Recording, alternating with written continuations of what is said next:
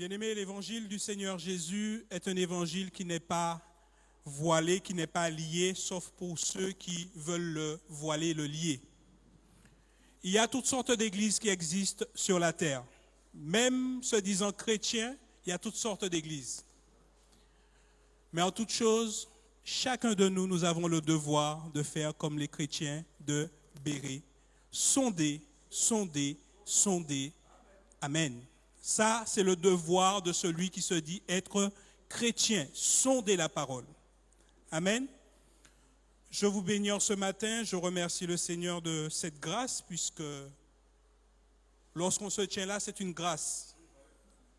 Ce n'est pas parce qu'on a un mérite, ni parce que nous sommes plus intelligents ou plus sages de quoi que ce soit. C'est la grâce de Dieu et son amour. Et je bénis le Seigneur pour cela. Amen.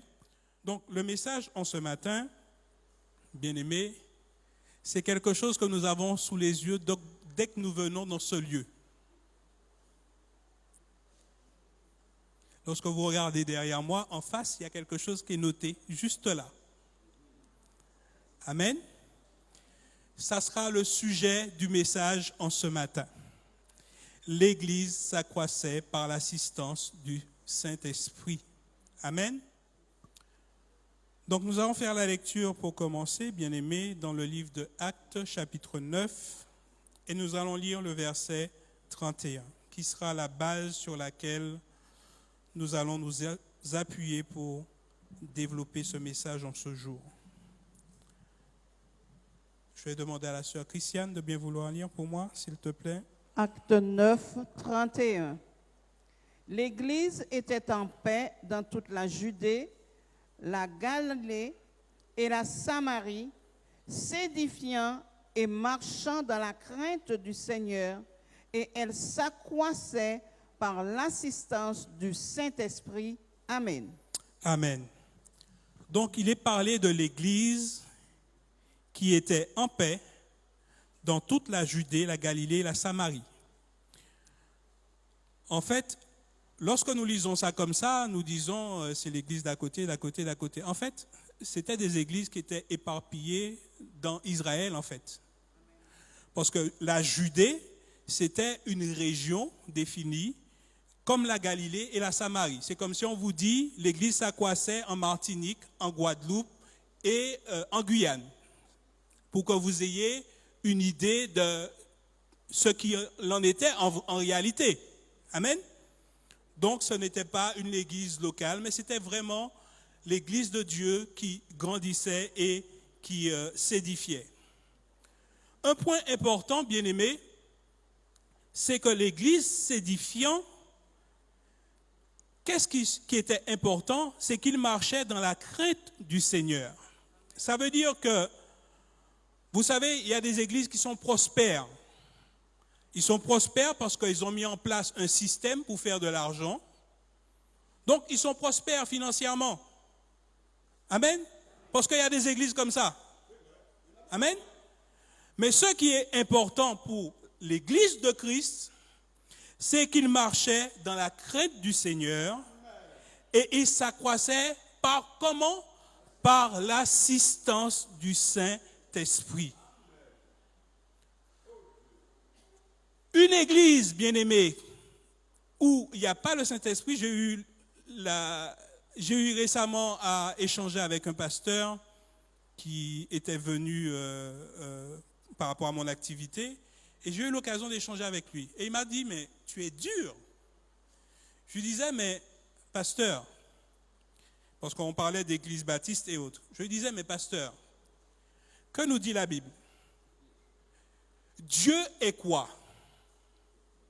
La Bible nous dit que Dieu est esprit et que ceux qui l'adorent, l'adorent en esprit et en vérité.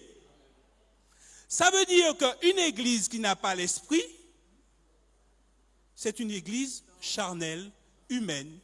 Et quand je lui ai dit ça, il a trouvé que j'étais dur avec l'église.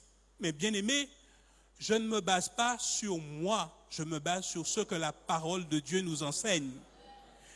Et c'est pour cela que lorsque j'ai commencé, je vous ai dit que nous devons faire comme les Juifs de Béret. Et le frère nous l'a incité vendredi lors de son intervention, le frère Cantinol. Sondez la parole. Bien souvent, les chrétiens, ils restent comme nous étions pour la plupart dans l'église catholique. Ce que le prêtre dit, c'est ce qui est bon, c'est ce qui est vrai. Mais nous venons, soi-disant, dans une église évangélique, nous venons, soi-disant, pour servir le Seigneur, et nous faisons la même chose. Ce que disent les serviteurs, c'est ce qui est vrai, c'est ce qui est bon, mais nous ne sondons pas la parole. En toute chose, bien-aimés, celui qui se dit serviteur ou enfant de Dieu doit sonder la parole. Amen.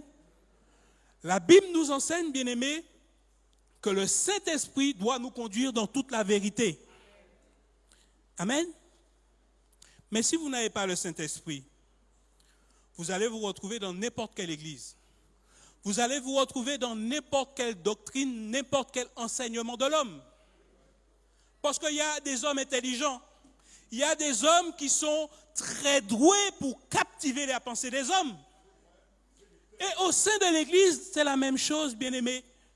Vous avez des hommes qui sont pasteurs, serviteurs ou autres. Ils ont ce don, ce talent. Sondez la parole. Amen. Pour que nous puissions bien comprendre, il faut savoir que l'Église a un modèle, un fonctionnement, une manière dont ça a été établi. Et qui c'est qui l'a fait? C'est Dieu lui-même. Amen. Acte 2, 1, 5. Le jour de la Pentecôte, ils étaient tous ensemble dans le même lieu. Tout à coup, il vint du ciel un bruit comme celui d'un vent impétueux, et il remplit toute la maison où ils étaient assis. Des langues, semblables à des langues de feu, leur apparurent séparées les unes des autres et se posèrent sur chacun d'eux. Et ils furent tous remplis du Saint-Esprit et se mirent à parler en d'autres langues selon que l'Esprit leur donnait de s'exprimer. Or, il y avait en séjour à Jérusalem des Juifs, hommes pieux, de toutes les nations qui sont sous le ciel. Amen. Amen.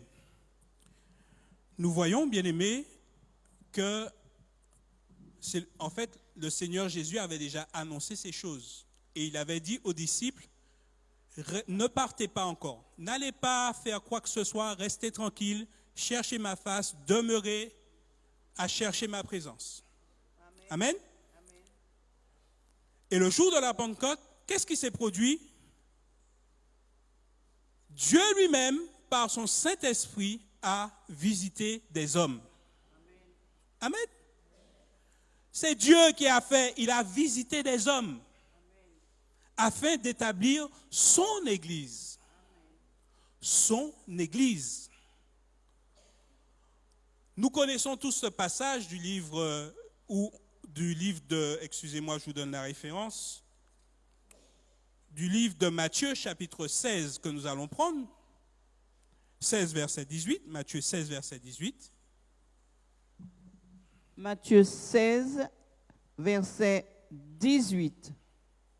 Et moi, je te dis que tu es Pierre, et que sur cette pierre, je bâtirai mon église, et que les portes du séjour des morts ne prévaudront point contre elle. Amen. Amen. Pourquoi ce passage, bien-aimé? Juste pour nous faire savoir, pour ceux qui lisent la Bible, est-ce que Pierre a réclamé à un moment donné que c'est lui qui devait être le maître de l'Église? Non. Pierre a été celui sur lequel on a dit, sur cette pierre, je bâtirai mon Église. Pourtant, il aurait pu réclamer, prétendre à quelque chose. Mais il a su, et il est resté à sa place en discernant que Dieu va m'utiliser pour son Église, mais c'est le Saint-Esprit qui fait. Amen. Amen. Bien-aimés, nous devons être prudents. Nous devons être vigilants notre relation et notre communion avec le Seigneur doit être fixée sur Jésus. Amen. Si nos yeux et notre manière de vivre n'est pas fixée sur Jésus, nous allons nous perdre. Amen. Nous allons nous perdre. Le jour de la Pentecôte, ils étaient tous ensemble dans un même lieu. Tout à coup, il vint du ciel un bruit comme celui de vent impétueux et il remplit toute la maison où ils étaient assis. Des langues semblables à des langues de feu leur apparurent, séparées les unes des autres, et ils se posèrent sur chacun d'eux. Lorsque tu as cru, as-tu reçu le Saint-Esprit? Lorsque tu as cru, as-tu reçu le Saint-Esprit? Parce que c'est le Saint-Esprit qui te conduit dans toute la vérité. Mais est-ce que tu l'as reçu? Amen? Mais tu ne reçois pas le Saint-Esprit comme ça. Hein? Il est dit dans Actes 9, 31 qu'ils étaient tous ensemble dans un même lieu. Qu'est-ce qu'ils faisaient? Ils cherchaient la face de Dieu. Ils étaient dans la recherche de l'intimité avec Dieu. Beaucoup de personnes te disent le Saint-Esprit, le Saint-Esprit, le Saint-Esprit. Le Saint-Esprit t'amène à faire du n'importe quoi? Le Saint-Esprit t'amène à dénigrer ton frère ou ta soeur? Le Saint-Esprit t'amène à dire des propos malhonnêtes? Non. Regarde quel esprit qui t'anime. Mais ce n'est pas le Saint-Esprit qui t'anime dans ce genre de choses.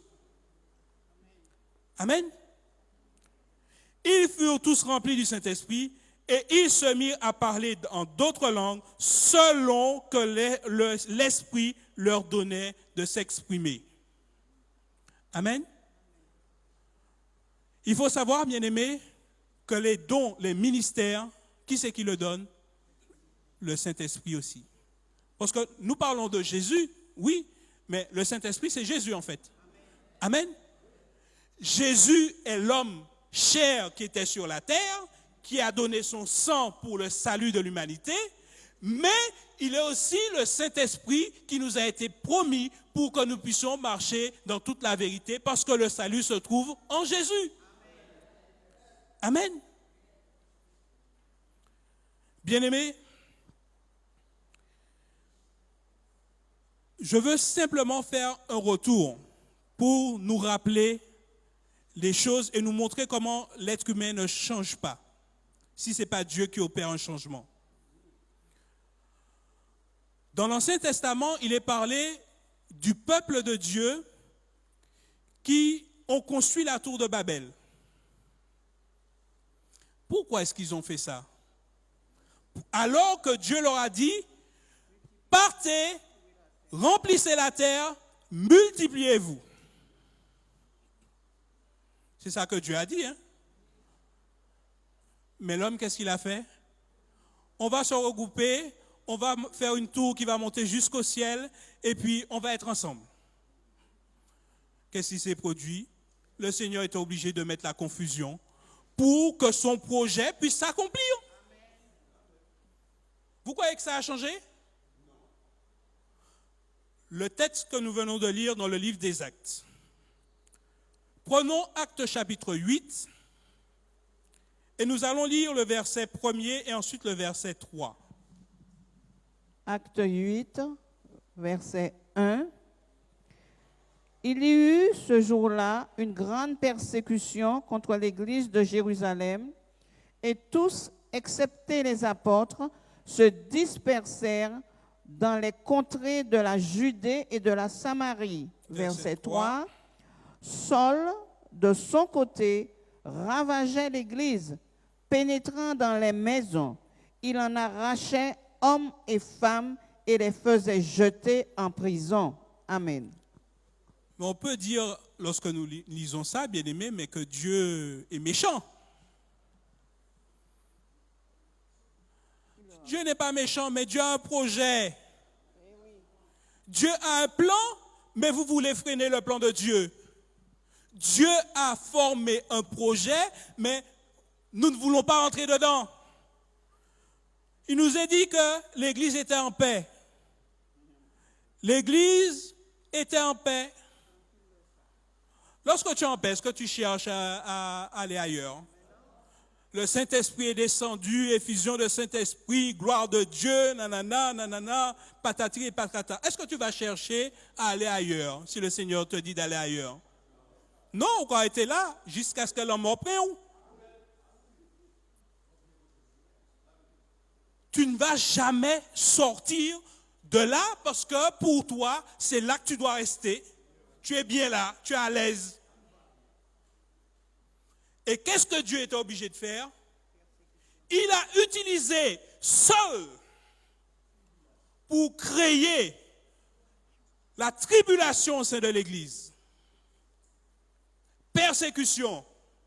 Levez-vous, secouez-vous, allez parce que le travail ne fait que commencer. Non, je suis à l'aise, je suis bien installé. J'ai ma place définie. Bien installé au chaud. Tous les dimanches, je suis en réunion. Tous les mardis, tous les mercredis, tous les jeudis. Pas de problème, ça me va comme ça. Il faut nous rappeler, bien-aimés, que lorsque le Seigneur nous a appelés au salut, c'est pour que nous puissions nous-mêmes être des ouvriers dans sa maison et apporter le salut à ceux qui ne le connaissent pas. C'est à cela que le Seigneur nous a appelés. Lorsque nous venons dans notre église locale, c'est pour nous fortifier. Et que ce que nous avons reçu dans l'église locale, que nous puissions l'apporter à ceux qui ne l'ont pas encore reçu. Mais nous nous complaisons dans des situations parce que cela nous arrange. Ça ne dérange pas notre vie, ça ne dérange pas notre fonctionnement. Nous sommes bien installés. Ce n'est pas à ça que le Seigneur nous appelle, bien-aimés. Il faut savoir que le projet de Dieu, c'est que ce que nous faisons ici-bas puisse avoir des répercussions dans les lieux célestes. Mais nous vivons simplement dans la chair, dans le monde, dans un fonctionnement humain. Tout ce que nous faisons doit avoir une répercussion dans les lieux célestes. On n'est pas sauvé juste pour être sauvé. Amen. Si tu te contentes d'être juste sauvé, d'être assis à l'église, je te dis, bien-aimé, que tu risques même de passer à côté du salut. Parce que tu auras tellement de mauvaises habitudes que cela va gangréner ta relation avec le Seigneur. L'être humain est comme ça. Nous aimons être tranquilles. Nous n'aimons pas ce qui dérange. Amen. Saul a été utilisé par Dieu de deux manières. Pour persécuter l'Église, mais aussi pour qu'il soit un grand ministre de l'Évangile. Amen. Vous voyez comment Dieu agit, bien-aimés? Mais lorsqu'il a persécuté l'Église, c'était parce que le projet de Dieu devait s'accomplir. Vous êtes trop à l'aise. Vous êtes là, je vous ai appelé à aller partout le monde annoncer l'Évangile et vous restez là gentiment, tranquillement, parce que vous avez vu des manifestations, des ceci, des cela. Vous êtes bien là. Mais ce que vous avez reçu, allez le partager aux autres. Ce que vous avez reçu, donnez-le aux autres. Amen. L'Église de Christ, bien-aimée, prenons 1 Corinthiens chapitre 3, versets 21 à 23.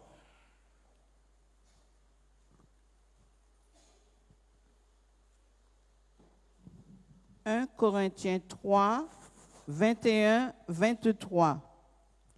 Que personne donc ne mette sa gloire dans des hommes, car tout est à vous, soit Paul, soit Apollos, soit Céphas, soit le monde, soit la vie, soit la mort, soit les choses présentes, soit les choses à venir. Tout est à vous, et vous êtes à Christ, et Christ est à Dieu. Amen. Amen. L'apôtre Paul parlait aux Corinthiens durement. Parce que les Corinthiens étaient dans une histoire de qui est qui fait quoi, qui appartient à qui c'est qui a apporté l'évangile, qui c'est qui a pas apporté. Des histoires de la chair, des choses humaines, des choses qui n'édifient pas spirituellement. Amen. En tant qu'apôtre des inconvertis, des païens bien-aimés, il a dit, mais qui je suis moi? Je ne suis qu'un instrument que Dieu a choisi. Je n'ai aucune gloire à tirer de quoi que ce soit, mais c'est Dieu qui a fait à travers moi. Amen. Parce que les gens de Corinthe étaient en train de disputer qui c'est qui est le plus grand apôtre, le plus grand serviteur. Mais c'est quoi qui est important? C'est faire le travail de Dieu. Hein? Que le travail de Dieu puisse être accompli. Amen. Bien-aimés, nous poursuivons toujours dans Corinthiens chapitre 3. Nous lisons maintenant le verset 4 à 13. 1 Corinthiens 3, 4, 13. Quand l'un dit, moi je suis de Paul, et un autre, moi d'Apollos, n'êtes-vous pas des hommes? Qu'est-ce donc qu'Apollos et qu'est-ce que Paul? Des serviteurs par le moyen desquels vous avez cru, selon que le Seigneur l'a donné à chacun. J'ai planté, Apollos a arrosé, mais Dieu a fait croître, en sorte que ce n'est pas celui qui plante qui est quelque chose, ni celui qui arrose, mais Dieu qui fait croître. Celui qui plante et celui qui arrose sont égaux, et chacun recevra sa propre récompense selon son propre travail. Car nous sommes ouvriers avec Dieu. Vous êtes le champ de Dieu, l'édifice de Dieu. Selon la grâce de Dieu qui m'a été donnée, j'ai posé le fondement comme un sage architecte et un autre bâti dessus. Mais que chacun prenne garde à la manière dont il bâtit dessus. Car personne ne peut poser un autre fondement que celui qui a été posé, savoir Jésus-Christ. Or, si quelqu'un bâtit sur ce fondement avec de l'or, de l'argent, des pierres précieuses, du bois, du foin, du chaume, l'œuvre de chacun sera manifestée, car le jour la fera connaître, parce qu'elle se révélera dans le feu, et le feu éprouvera ce qu'est l'œuvre de chacun. Amen. Amen. Bien-aimés, c'est clair. Mais notre problème, c'est que nous oublions que chacun de nous, nous devons travailler pour une récompense qui n'est pas ici-bas, mais une récompense qui doit nous suivre là-haut. Mais nous sommes dans l'église, nous travaillons pour ici-bas. Nous sommes dans l'église, mais nous travaillons pour ici-bas. Nous oublions que nous devons travailler pour notre héritage céleste. Tout ce que tu trouves bon à faire pour la gloire de Dieu, fais-le. Fais-le. Mais veille à ce que le Seigneur soit pour toi, comme ils l'ont dit aux serviteurs de Dieu. Veille seulement à ce que l'Éternel soit avec toi. Amen. Parce que lorsque tu œuvres sur la terre, c'est afin d'avoir une couronne dans les cieux. Amen. Nous nous focalisons sur l'église, la cellule locale. Mais le Seigneur, la cellule locale, c'est bien. Mais le Seigneur veut te dire d'aller dans la cellule mondiale. Toi, tu veux rester dans la cellule locale. Parce que dans la cellule mondiale, il y a beaucoup d'âmes à gagner pour lui. Amen. Lorsque nous sommes chez nous, nous sommes bien. Des fois, nous n'avons même pas envie de sortir. Hier, il pleuvait. Hein? La pluie a tombé, on va sortir, on va faire rien. Si le Seigneur te disait, va dehors, j'ai tel serviteur que tu dois lui parler de moi. On dit, non Seigneur, il pleut. Ce n'est pas le bon jour. Eh bien, nous faisons pareil. Non Seigneur, nous sommes bien là, nous ne cherchons pas de problème pour nous-mêmes. Mais sache, bien-aimé, que tu travailles pour ton salut, ton héritage qui est dans les cieux. Et si le Seigneur voit que tu n'as rien fait pour lui, qui c'est qui est perdant dans l'affaire? Parce que tu auras entendu des voix dissonantes? Parce que tu auras eu des découragements? Parce qu'on t'aura critiqué, jugé ou autre? Pourquoi est-ce que tu travailles? Pour la terre ou pour le ciel? Si tu travailles pour le ciel, tu mettras tout en œuvre pour être agréé non seulement des hommes, mais aussi par Dieu. Tu mettras tout en œuvre pour que tu sois agréé non seulement au milieu des hommes, mais aussi par Dieu. Amen. Car nous sommes ouvriers de Dieu. Un ouvrier qui ne travaille pas, vous dites quoi? Il s'est sans feignant. Vous prenez par exemple un maçon qualifié. Vous le payez 200 € par jour. S'il ne travaille pas, vous faites quoi? Vous le licenciez. Comme était baissé des rois. Amen. Eh bien, faites attention que le Seigneur ne vous mette pas hors de la bergerie. Parce que vous ne faites pas le travail. Faites attention. C'est bien d'obtenir son salut. Merci Seigneur, je t'ai accepté comme sauveur personnel. C'est bien tout ça. Ah oui. Mais qu'est-ce que tu as fait le jour où tu vas te présenter devant le Seigneur? Il te dira quoi? Rentre dans la joie de ton maître bon et fidèle serviteur ou éloigne-toi de moi, toi qui commets l'iniquité. Ce n'est pas parce que tu as commis le péché que tu commets l'iniquité, c'est parce que tu n'as pas fait ce que Dieu te demandait de faire aussi. Amen. Parce que tu n'auras pas fait ce que Dieu te demande de faire. Le Seigneur te demande à prier parce que tu es un homme ou une femme de prière, d'intercession. Mais tu ne veux pas prier. Chacun a reçu un don et un ministère venant du Saint-Esprit par Dieu lui-même. Vous avez été scellés par Dieu lui-même pour quelque chose de bien particulier. Pourquoi est-ce que nous nous appuyons sur nous-mêmes, sur je ne sais quoi, sinon sur le Saint-Esprit que nous devons nous appuyer? Nous avons des dirigeants pour nous apporter la nourriture, pour nous fortifier. Amen. Lorsque nous venons là, nous sommes fortifiés par ce que le Seigneur a établi. Mais ça ne nous empêche pas, bien-aimés, de faire ce pourquoi nous avons été appelés. Parce que tu peux être à l'église, mais je ne sais pas si tu es une femme ou un homme de prière, mais tu fais ton travail dans le secret. Amen. Amen. Tu es appelé à l'évangélisation. Je ne suis pas obligé de savoir que tel jour, mais tu es au champ, le Seigneur voit, et ta couronne, tu mets des perles, tu mets des rubis, tu mets toutes sortes de pierres précieuses sur ta couronne. Sortez de la dimension de la terre pour monter dans la dimension céleste. Amen. Car nous sommes ouvriers avec Dieu. Vous êtes le champ de Dieu, l'édifice de Dieu. Selon la grâce de Dieu qui m'a été donnée, j'ai posé le fondement comme un sage architecte. C'est ça que l'apôtre Paul dit.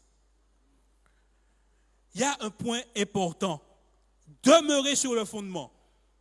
Le pasteur Gouanel a été utilisé pour m'amener à la compréhension, puisque sinon je ne serais pas au sein de l'Église. Donc, je suis assis sur le fondement des apôtres, sur la parole de Dieu. Mais je ne dois pas rester assis sur ça. Moi-même, je dois prendre les outils pour pouvoir accomplir ce pourquoi je suis appelé. Amen. Amen. Est-ce que je vais prendre de l'or? Est-ce que je vais prendre de la pierre? Est-ce que je vais prendre de la paille? À vous de voir. Mais moi, je veux ce qu'il y a de meilleur pour mon Seigneur. Amen. Pourquoi? Parce que selon les outils que vous allez utiliser ou les matériaux, le Seigneur lui-même va l'éprouver par le feu. Par le feu. Deux dimensions. Être à l'œuvre du Seigneur. Mais aussi, lorsque nous sommes à l'œuvre du Seigneur, travailler selon ce que Dieu attend de nous. Amen. Tu choisis les bons matériaux, eh bien, ouais, gloire à Dieu. Tu pourras dire comme l'apôtre Paul, ah, Seigneur, j'ai combattu le bon combat de la foi. Maintenant, la couronne de justice m'est échue. Amen. Amen, amen, amen. Amen. Bien-aimés, servez Dieu. Arrêtons de mettre des freins dans notre marche spirituelle. Servons Dieu. Amen. Le Saint-Esprit doit nous conduire dans ce que nous devons rentrer. Amen. Nous ne sommes pas appelés à rester assis sur des bancs d'église. Ça, c'est une erreur qui vient de la chair parce que nous sommes à l'aise. Lorsque nous venons là, nous n'avons aucun problème. Lorsque je suis sorti de là-bas, bien aimé, je suis resté 4 jours, malboudin. On ne va pas dire le restant, malboudin. 4 jours. L'inconfort. Mais que Dieu soit glorifié. Hein. Eh bien, ça qu'il faut pour faire, qu'il fait. Amen. L'important, c'est que Dieu soit glorifié. Amen. Nous nous attachons aux choses de la terre parce que ceci, cela. Moi, je travaille pour mon salut. Je veux que ma couronne soit ornée. Je ne sais pas pour vous, vous faites comme vous voulez. Je vous ai parlé en ce matin, mais moi, je veux que ma couronne soit ornée. Allez chercher les âmes que le Seigneur nous donne à aller chercher. Parce que le Seigneur a dit dans sa parole qu'il est pressé et qu'il a déjà prévu toutes les bonnes œuvres pour nous. Il a prévu les œuvres. Il l'a prévu. Amen. Mais après, qu'est-ce qui doit se faire? C'est que nous puissions pratiquer ces bonnes œuvres. Amen. Ne nous battons pas, bien-aimés, pour des choses futiles. Et l'apôtre Paul a bien fait de rappeler à l'église de Corinthe.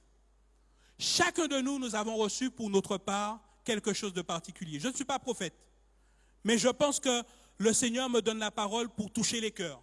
Et ça, je le crois. Amen. Donc, j'essaie de faire le travail comme il le faut. Amen. Mais toi qui es prophète, toi qui es intercesseur, ou toi qui es autre chose, je ne sais quoi, parce que Dieu est immense et il n'y a rien qui soit impossible pour lui. Donc, même un don qui n'est pas cité dans la Bible, vous pouvez s'annyer parce que c'est bon Dieu qui a fait. Amen. Donc, recherche par ton intimité avec le Seigneur ce que Dieu a pour toi et rentre dans les bonnes œuvres qu'il a déjà préparées d'avance pour toi. Amen. Bien-aimés,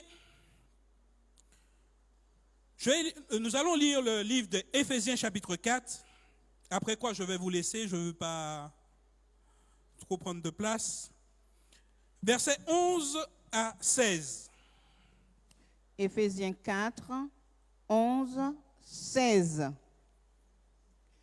Il a donné les uns comme apôtres, les autres comme prophètes, les autres comme évangélistes, les autres comme pasteurs et docteurs, pour le perfectionnement des saints en vue de l'œuvre du ministère et de l'édification du corps de Christ, jusqu'à ce que nous soyons tous parvenus à l'unité de la foi et de la connaissance du Fils de Dieu, à l'état d'homme fait, à la mesure de la stature parfaite de Christ, afin que nous ne soyons plus des enfants, flottant et emportés à tout vent de doctrine, par la tromperie des hommes, par leur ruse dans les moyens de séduction, mais que, professant la vérité dans la charité, nous croissions à tous égards en celui qui est le chef, Christ.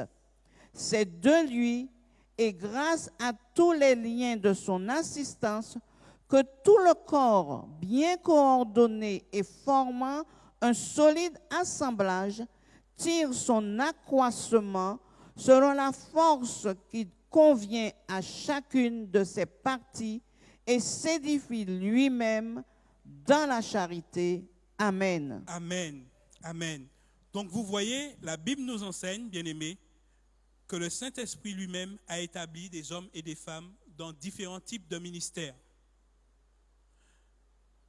Mais vous pouvez avoir reçu un ministère et ne jamais rentrer dedans. Vous savez ça? Oui.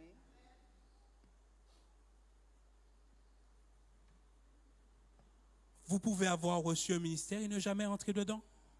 Parce que vous gardez les yeux fixés sur la terre, sur ce qu'on va vous dire, ce qu'on ne va pas vous dire, ce qu'on va faire, ce qu'on ne va pas faire. Si tu as reçu de servir le Seigneur et que tu sers le Seigneur réellement, sincèrement, rentre dans ton ministère. Ne laisse rien freiner le ministère auquel tu as été appelé. Amen. Amen, sœur Carole. Rentre dans ton ministère. Frère Eric, rentre dans ton ministère. Rentrons dans le ministère auquel nous avons été appelés, bien-aimés. Arrêtons de regarder à ce que les gens disent. Amen. Arrêtons de mettre des fardeaux que Christ ne nous a pas donnés. Nous mettons des fardeaux sur nos vies. Et cela nous empêche de servir Dieu comme Dieu le veut. Amen. Toutefois, comme l'a si bien dit le pasteur, que cela soit fait dans le bon ordre. Amen. Mais, bien-aimés, ne vous arrêtez pas. Nous nous battons pour notre couronne. Content ou pas content, moi c'est ma couronne. Je veux une belle couronne. Je veux de belles perles, de grosses perles. Ouais. C'est ça qu'attend de l'air. Amen. Il dit, bien-aimés, que nous ne devons pas être comme des enfants flottants. Des fois, nous sommes à l'évangile, mais nous sommes tellement flottants. Celui-là te dit ça, tu prends ça. Celui-là te dit ça, tu prends ça. Celui-là. Alors, tu ramasses tout ce que les gens te disent et ce que Dieu t'a dit, tu le mets de côté. Flottant. Emporté par tout vent de doctrine. Ce n'est pas seulement des doctrines pour t'entraîner à pécher. Ça peut être des doctrines pour te détourner simplement de la voie de Dieu. Le vieux prophète et le jeune prophète. Exemple. Il a reçu qu'il ne doit pas rester pour manger, pour faire quoi que ce soit. Il a entendu la voix du vieux prophète. Comme il est vieux prophète, il a de l'expérience, il a un savoir, il a je ne sais quoi. Qui c'est qui a perdu son héritage? Qui c'est qui a perdu son héritage? Je n'entends pas. Ah bon? Et vous voulez perdre votre héritage? Continuez à garder les yeux fixés sur la chair. Et ne faites pas ce que Dieu vous demande. Vous allez voir si votre héritage ne vous sera pas enlevé. Nous devons devenir à la stature parfaite de Christ. Tu ne peux pas me dire que ça fait 20 ans, 30 ans que tu es dans une église et tu es encore un enfant. Mûris un peu. Grandis. Tu es un enfant, tu as besoin qu'on te dise fais ci, fais ça, fais pas ci, fais pas ça. À quel moment tu grandis? 20 ans après, tu grandis? Vous aurez accepté un enfant de 20 ans chez vous qui n'a jamais grandi? Humainement. Humainement. Alors encore moins spirituellement. Grandissez. Grandissez, bien-aimés, pour devenir à la stature parfaite de Christ. Amen. Nous devons croître à tout égard. Ça, nous le voyons dans le verset 15. Nous devons croître à tout égard. Pourquoi? Christ est le chef. Bien-aimés, ce Dieu que je connais et que je sers, même si je ne suis pas un homme parfait, mais j'ai la conviction que ce Dieu que je connais peut m'amener pleinement à rentrer dans ce qu'il a pour moi. mais si je suis obéissant. Et je vous dis qu'il est capable de le faire aussi pour vous, hein? Mais il faut que vous soyez obéissants. Amen. Il faut savoir, bien-aimés, que chacun de nous, nous avons reçu du Seigneur une force qui nous est donnée, puisque nous le lisons dans le verset 16. Il est dit, je reprends, c'est de lui et grâce à tous les liens de son assistance que tout le corps, bien coordonné et formant un solide assemblage, tire son accroissement selon la force qui convient à chacune de ses parties. Le petit doigt n'a pas la même force que le pouce. Ils n'ont pas les mêmes fonctions. Mais vous enlevez le pouce et vous essayez de prendre une timbale, c'est extrêmement compliqué. Amen. On a l'impression que nos orteils ne nous servent à rien. Il faut les nettoyer, il faut s'en occuper, il faut en prendre soin. Mais bien aimé, si vous n'avez pas les orteils, soit vous marchez comme ça, ou soit vous marchez comme ça. Et pourtant, des fois, ça nous fatigue de pouvoir les tailler, les nettoyer. Petits ongles qui poussé trop, pain qui a poussé trop vite. Hein? Dieu, dans son Église, c'est pareil. Il a fait toutes choses bonnes. Il a donné à chacun un don particulier, mais dans tout cela, bien-aimés, c'est pour l'édification de quoi? De l'Église. Et si nous perdons la vision que c'est pour l'édification de l'Église, nous sommes à côté de la plaque. Un autre exemple. Je suis tête. Je prends ma tête, je la pose là. Elle est là, ma tête. Hein? Est-ce que s'il n'y a pas le reste du corps, elle peut se déplacer?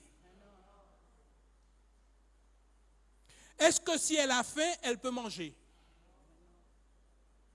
Elle a son importance, c'est la tête. Elle réfléchit, elle donne mon corps des mouvements, puisque sans la tête, le corps n'est pas en mouvement. Mais si elle est que tête, elle ne sert à rien. Amen. Elle dit au corps, j'ai faim, va dans le frigo, prépare à manger, ainsi de suite. Le corps est là pour faire ce qu'il y a à faire. Et chaque partie du corps, même celle qu'on ne voit pas, est au travail, au mouvement. Parce que lorsque vous allez commencer à dire que vous allez manger, votre organisme se prépare déjà à recevoir la nourriture. Amen. Et vous ne le voyez pas, et pourtant c'est la réalité. Amen. De dénigrer personne au sein de l'Église, bien-aimé. Parce que lorsque vous dénigrez un frère ou une sœur, c'est Christ que vous dénigrez. Lorsque vous dites une parole mauvaise sur un frère ou une sœur, quelle qu'en soit la raison, péché ou pas péché, c'est Christ que vous dénigrez. Qui c'est qui a payé le prix à la croix? Jésus seul. Jésus seul a payé le prix à la croix. Et c'est sans ce sang qui a été versé à la croix, tous nous serons perdus, égarés, en enfer direct. Amen. Mais gloire soit rendue à Dieu. Non seulement il a été à la croix, il est mort, mais il est surtout ressuscité et il nous a donné le Saint-Esprit qui nous conduit dans toute la vérité et qui conduit son Église. Amen. Amen. Tout ce que nous faisons, bien-aimés, que ce soit pour l'édification de l'Église, les dons spirituels que nous recherchons, que ce soit pour l'édification de l'Église, parce qu'il y a des gens qui veulent être comme l'apôtre Paul, à un mot, à mon nom qui guérit, et puis pour se glorifier. Ça ne sert à rien. Parce que cela va te perdre. Et ce qui est important pour le Seigneur, ce n'est pas les dons et les ministères qu'il t'a donnés, c'est que tu puisses obtenir ton salut. Des fois, nous mettons la charrue avant les bœufs. Ça ne peut pas fonctionner. Le don que tu as reçu, c'est pour être au service de l'Église. Amen. Amen. Donc, il faut que tu le mettes au service de l'Église. Si tu es prophète, tu ne te consacres pas, comment tu peux recevoir des directives? Amen. Tu dis que tu es prophète. Eh bien, que ton ministère de prophète puisse être pleinement manifesté. Hein? Ça veut dire que tu es un homme ou une femme de prière, que tu jeûnes, que tu es dans un état de recherche particulière avec le Seigneur. J'ai dit prophète, mais c'est valable pour le reste aussi. Hein? Tu dis que tu es chrétien, mais tu es chrétien, mais tu ne fais rien pour glorifier le Seigneur. Est-ce que tu es vraiment chrétien? Amen. Donc sur ces mots, bien-aimés, je vous laisse. Je crois que le message est passé. Je vais vous demander de vous tenir debout. Nous allons prier afin que le Seigneur lui-même puisse sceller ses paroles dans nos cœurs et que nous puissions faire le travail qu'il y a à faire dans nos vies et dans notre manière de servir Dieu. Amen.